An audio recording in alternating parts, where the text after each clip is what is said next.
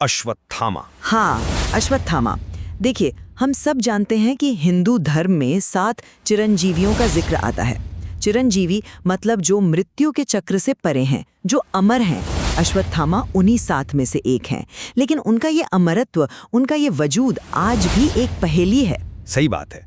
और आज का हमारा मूल सवाल भी यही है, क्या अश्वत्थामा सिर्फ एक अभिशप्त पापी योद्धा है जो अपने भयानक अपराधों की वजह से अनंत काल तक कष्ट भोगने के लिए श्रापित है, या फिर वो एक परम भक्त, भविष्य के वेदव्यास और एक महान सप्तर्षि हैं जिन्होंने अपने गुरु की कृपा से उस भयंकर श्राप को पार कर लिया है। मेरा स्पष्ट मानना है कि अश्वत्थामा ने अपने कर्मों का पूरी तरह प्रायश्चित कर लिया है और आज वो शिव के अंश, एक महर्षि और भविष्य के सप्तऋषि के रूप में प्रतिष्ठित है। अच्छा, ये विषय वाकई बहुत गहरा है, लेकिन मेरा रुख इस पर बिल्कुल स्पष्ट है। मैं मानता हूं कि अश्वत्थामा अधर्म और उसके भयानक परिणामों का अंतिम प्रतीक है। भगवान श्री कृष्ण का वो अटल श्राप कोई रूपक नहीं है। वो आज भी अपनी पीड़ा, उस घुटन भरे अकेलेपन और माथे पर रीसते हुए घाव के साथ धरती पर भटक रहा है। उसकी अमरता कोई वरदान नहीं, बल्कि एक खौफनाक सजा है। जब हम अश्वत्थामा के चरित्र का विश्लेषण करते हैं तो शुरुआत उनके जन्म और उनके मूल स्वरूप से करनी होगी।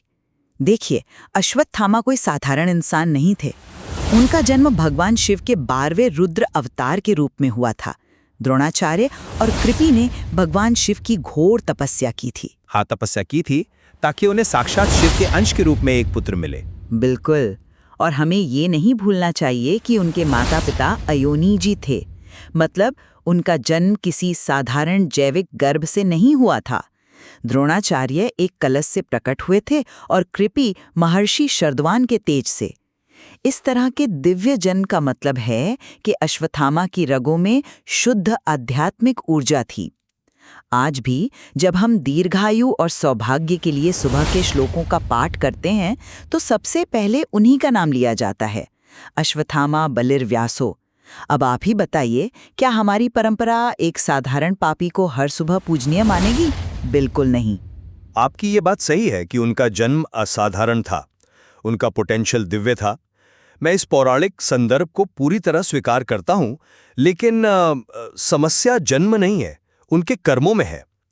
महान जन्म आपको महान कर्म करने की आजादी नहीं देता, बल्कि आपकी जिम्मेदारी बढ़ा देता है। हमें उन कृत्यों को नहीं भूलना चाहिए जो उन्होंने कुरुक्षेत्र युद्ध के आखिरी पलों में किए। जब हम उनके अपराधों को देखते हैं तो वो युद्ध के नियमों यानी धर्म के सख्त खिलाफ थे। लेकिन जरा उस परिस्थिति को समझिए। धृष्टद्युम्न ने अश्वत्थामा के पिता द्रोणाचार्य का सिर तब काटा जब वो निहत्थे थे, और वो भी अश्वत्थामा हतो नरो व कुंजरो के छल के कारण सदमे में थे। मैं समझता हूँ। जब एक बेटे को पता चलता है कि उसके महान पिता को धोखे से मारा गया है तो क्या उसका मानसिक संतुलन नहीं बिगड़ेगा?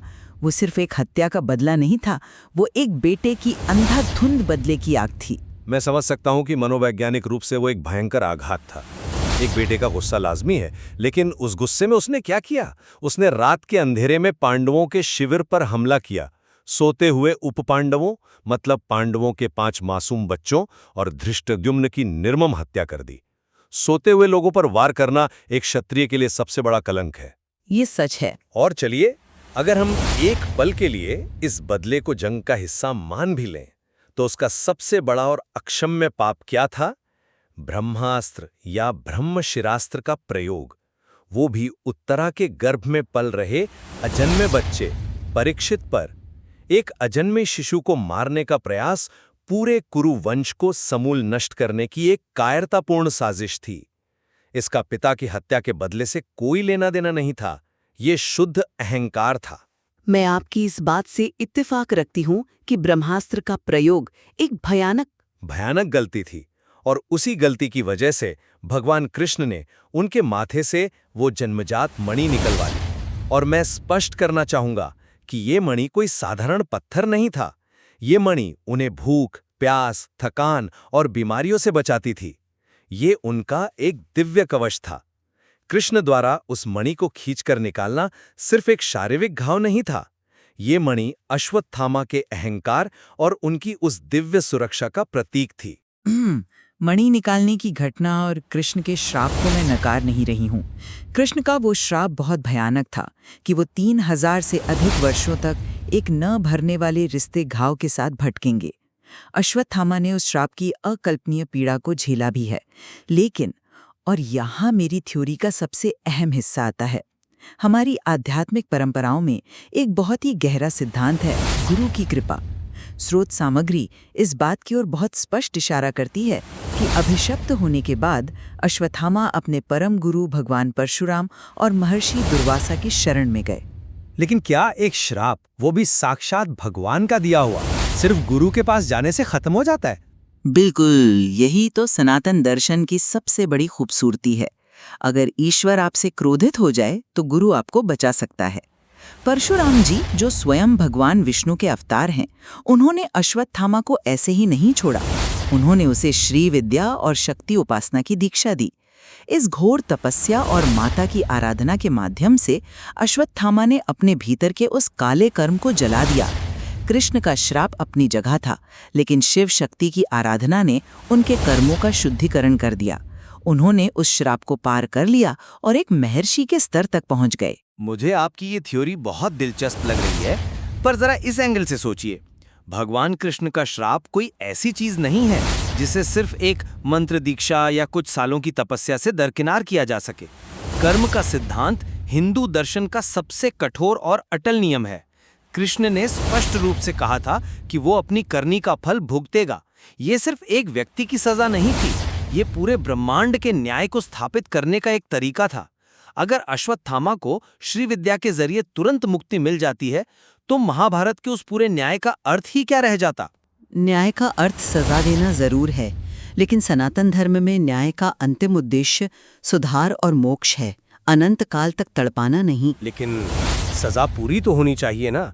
वो घाव जो उनके माथे पर है, वो केवल शारीरिक नहीं है, वो उनके पाप और पतन का जीवंत प्रतीक है। श्राप को पार कर लेने की ये जो अवधारणा है, ये मुझे लगता है कि मूल ग्रंथ के न्यायपूर्ण निष्कर्ष को बहुत कमजोर कर देती है। अगर आप इतने मासूम बच्चों को मारते हैं और फिर एक तपस्या से सब कुछ साफ हो जाता है, तो फिर धर्म और अधर्म का फर्क ही कहाँ बचा? ये पॉइंट वाकई सोचने लायक है। हालांकि मैं इसे थोड़े अलग ढंग से फ्रेम करूंगी। ग्रंथ न्यायपूर्ण निष्कर्ष को कमजोर नहीं करते, बल्कि वो इस बात को स्थापित करते हैं कि पतन के बाद भी वापसी संभव है। चलिए, मैं स्रोत सामग्री से ही एक और बहुत बड़ा अकाट्य प्रमाण देती हूँ। विष्णु पुराण और कूर्म पुराण में स्पष्ट रूप से उल्लेख है कि आने वाले 8वें मनवंतर में अश्वत्थामा महर्षि कृपाचार्य और परशुराम जी के साथ सप्तर्षियों के मंडल में शामिल होंगे। यही नहीं, वो अगले वेदव्यास बनेंगे। सप्तर्षि और वेदव्यास। और ये स्पष्ट कर दूं कि वेदव्यास किसी एक व्यक्ति का नाम नहीं है, ये एक पदवी है जो मानवता को ज्ञान का प्रकाश देता है। अब आप ही लॉजिकली सोचिए, क्या सृष्टि के विधाता एक ऐसे व्यक्ति को वेदों का ज्ञान बांटने का कार्य सौंपेंगे जो आज भी अपने पापों की पीड़ा और क्रोध में सड़ रहा हो? कतई नहीं। ब्रह्मांड की इतनी सर्वोच्च जिम्मेदारी किसी अशुद्ध आत्मा को दी ही नहीं जा सकती। ये भविष्य की जिम्मेदारी ही इस बात का सबसे बड़ा प्रमाण है कि वर्तमान में उनका आध्यात्मिक शुद्धिकरण हो चुका है। देखिए, मैं आपकी बात से पूरी तरह सहमत नहीं हूँ। आप भविष्य की बात कर रही हैं, 8वें मनवंतर की। ये समय की गणना इतनी विशाल है कि हम इसकी कल्पना भी नहीं कर सकते। अभी वर्तमान में कलियुग चल रहा है। भविष्य में एक उच्च पद प्राप्त करने की भविष्यवाणी का अर्थ ये कतई नहीं है कि वर्तमान में उसके पाप पूरी तरह से धुल गए हैं। स्रोत सामग्री में ये स्पष्ट रूप से कहा गया है कि 7 चिरंजीवी कलयुग के अंत तक, यानी कल की अवतार के आने तक इंतजार कर रहे हैं। इसका सीधा सा मतलब है कि ये वर्तमान युग अश्वत्थामा के लिए एक शुद्धिकरण का समय है। लेकिन शुद्धिकरण का मतलब ये नहीं कि वो आज भी तड़प रहे हैं। भगवान कृष्ण के श्राप के शब्द बहुत साफ थे। कृष्ण ने कहा था कि वो भयानक बीमारियों और रिश्ते घावों के साथ भटकेगा। सप्तर्षि और वेद व्यास बनने का समय अगले युग में आएगा। तब तक उसे इस पीड़ा से गुजरना ही होगा। ये सोचना कि वो वर्तमान में ही एक आनंदित और मुक्त अवस्था में है, कृष्ण के शब्दों के सीधे विरुद्ध है। यहीं पर मैं आपको रोकूंगी, क्योंकि अगर हम आधुनिक दर्शनों, जिन्हें हम देखे जाने की घटनाएं कहते हैं, उन पर गौर करें तो कहानी कुछ और ही नजर आती है। स्रोत सामग्री में विख्यात योगी पायलट बाबा के संस्मरण का बहुत विस्तृत उल्लेख है। उन्होंने अपनी किताब में बताया है कि नर्मदा की परिक्रमा के दौरान उनकी मुलाकात एक अत्यंत लंबे और तेजस्वी व्यक्ति से हुई थी। उस व्यक्ति के माथे पर एक गहरा निशान था, लेकिन उसमें से पीप नहीं बल्कि एक अजीब सी दिव्य रोशनी निकल रही थी।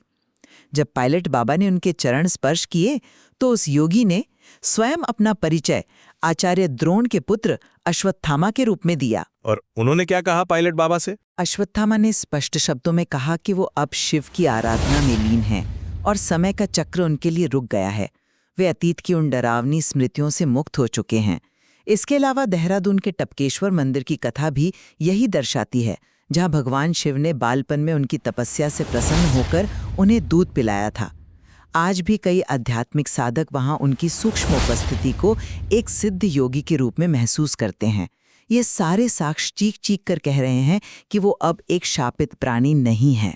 ये एक बहुत ही प्रभावशाली वर्णन है जो आपने पेश किया। पायलट बाबा का अनुभव आदरणीय हो सकता है, लेकिन क्या आपने उन दर्शनों के दूसरे और कई अधिक खौफनाक पहलू पर विचार किया है? कौन से पहलू? चलिए हम स्रोत सामग्री में दिए गए उन्हीं आधुनिक दावों के दूसरे हिस्से को देखते हैं। मध्य प्रदेश के एक डॉक्टर की घटना का जिक्र आता है। उस डॉक्टर के क्लिनिक में एक अत्यंत लंबा 10-12 फुट का एक इंसान आया था। हाँ, वो कहानी भी काफी मशहूर है और डरावनी भी। उस मरीज के माथे पर एक ऐसा घाव था जो किसी भी आधुनिक दवा या टाँके से नहीं भर रहा था। ऐसा लग रहा था जैसे उसके दिमाग का एक हिस्सा किसी चीज से खुरच कर निकाल लिया गया हो। जब वो घाव भर ही नहीं रहा था तो डॉक्टर ने मजाक में कह दिया, कहीं तुम अश्वत्थामा तो नहीं हो? और अगले ही पल वो मरीज रहस्यमय तरीके से वहां से गायब हो गया। लेकिन ये लोक कथाएं अक्सर समय के साथ एक मिथक का रूप ले लेती हैं। लोक कथाएं हो सकती हैं, लेकिन ये सिर्फ एक घटना नहीं है। असीरगढ़ किले के पास और नर्मदा नदी के बीहड़ इलाकों में ऐसी अनगिनत कहानियां हैं। जरा इमेजिन कीजिए, एक इंसान जो हजारों सालों से कोढ़ जैसी बीमारी से पीड़ित है, जिसके माथे से लगातार खून और पीप रिसता रहता है और जो जंगलों में भटककर लोगों से अपने घाव पर लगाने के लिए सिर्फ हल्दी और तेल मांगता है। क्या ये किसी महान सिद्ध योगी का स्वरूप हो सकता है? नहीं, ये विवरण सीधे तौर पर भगवान कृष्ण के उस श्राप से अक्षरशः मेल खाते हैं। ये दर्शन उसकी दिव्यता को नहीं, बल्कि उसके कभी ना खत्म होने वाले नरक को प्रमाणित करते हैं। देखिए, मैं उन लोक कथाओं के अस्तित्व को पूरी तरह नकार नहीं रही हूँ। लोग किसी भी भयानक घाव वाले लंबे व्यक्ति को देखते हैं और उसे तुरंत महाभारत के श्राप से जोड़ देते हैं। लेकिन यदि हम आध्यात्मिक दृष्टिकोण से देखें तो एक सिद्ध योगी कई बार समाज से दूरी बनाए रखने के लिए ऐसा विभत्स स्वरूप धारण कर सकता है।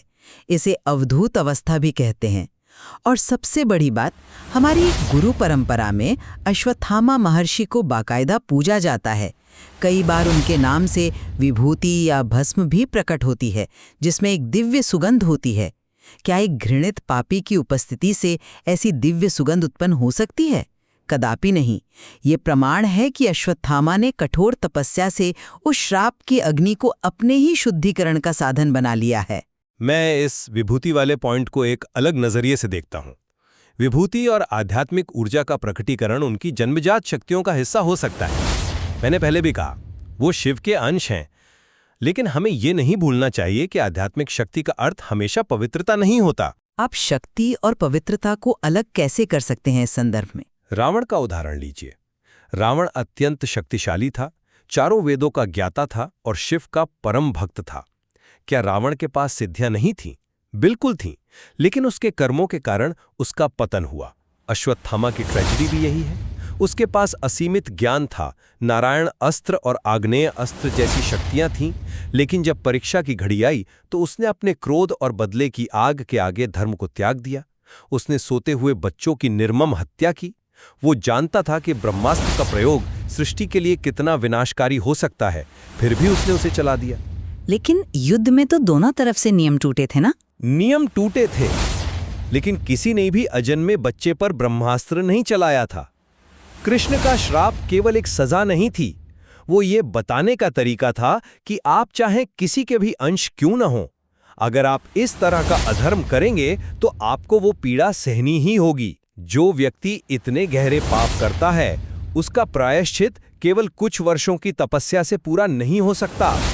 अमरता उसके लिए कोई वरदान नहीं बल्कि एक श्राप है जो उसे हर रोज मार रहा है। ये एक ऐसा विषय है जहां हम शायद कभी पूरी तरह से एक मत न हो सके, लेकिन आज की इस चर्चा ने यकीनन इस चरित्र की गहराई को सामने रखा है। अगर मैं अपने पक्ष का सारांश दूं तो मेरा स्पष्ट मानना है कि महाभारत केवल काले और सफेद रंगों में नहीं लिखा गया है।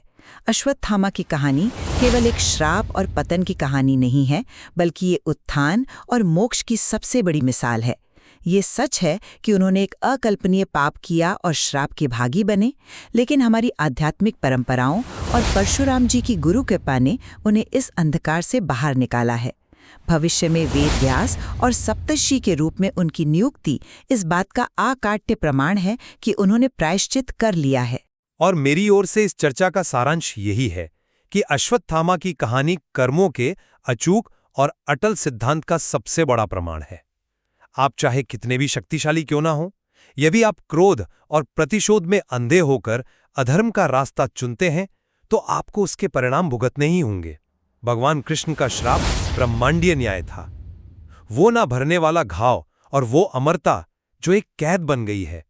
ये सभी हमें याद दिलाते हैं कि शक्ति का दुरुपयोग हमेशा विनाश की ओर ले जाता है। मुझे लगता है कि वो आज भी अपनी उसी सजा को भोग रहे हैं। हम दोनों इस बात पर तो पूरी तरह सहमत हैं कि अश्वत्थामा हिंदू पौराणिक कथाओं के सबसे जटिल और बहुआयामी पात्रों में से एक हैं। उनका जीवन मानवीय क्रोध, अपार शक्ति और उसके भयानक परिणामों का एक अभूतपूर्व चित्रण है। वे एक ही साथ एक महान योगी भी हैं और एक दुखद पतन का प्रतीक भी। बिल्कुल सही कहा आपने। उनके चरित्र को किसी एक ढांचे में बांधना बहुत मुश्किल है। वो हीरो और विलन की परिभाषाओं से बहुत परे हैं और शायद यही महाभारत की सबसे बड़ी खूबी है। आज की इस शानदार और बौद्धिक चर्चा के लिए आपका बहुत बहुत धन्यवाद। हम अपने श्रोताओं को ये विचार करने के लिए आमंत्रित करते हैं कि वे स्वयं अश्वत्थामा को किस रूप में देखते हैं। क्या आप उन्हें एक ऐसा अभिशप्त पापी मानते हैं जो आज भी अपने घावों के साथ भटक रहा है, या फिर एक प्रायश्चित कर चुके दिव्य महर्षि के रूप में देखते हैं? हम आपसे आग्रह करते हैं कि आप स्रोत सामग्री का गहराई से अध्ययन करें और खुद इस रहस्य को समझने का प्रयास करें। द डिबेट की आज की इस चर्चा में हमारे साथ जुड़ने के लिए धन्यवाद। अगली बार फिर मिलेंगे एक नए और विचारोत्तेजक विषय के साथ।